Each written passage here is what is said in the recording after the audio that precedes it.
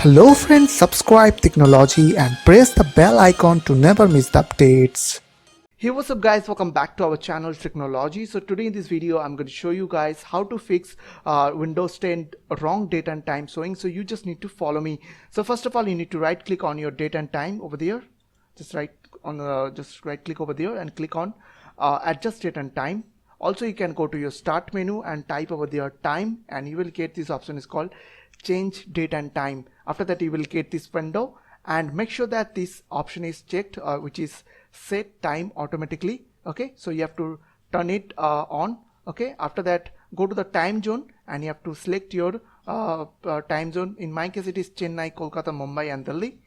And after that, so turn it on.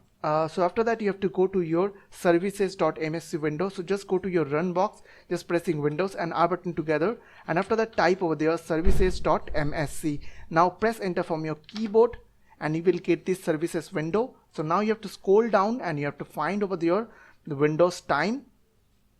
So here it is. So you have to right click over there and click on properties and select startup type automatically, and after that click on apply and then OK.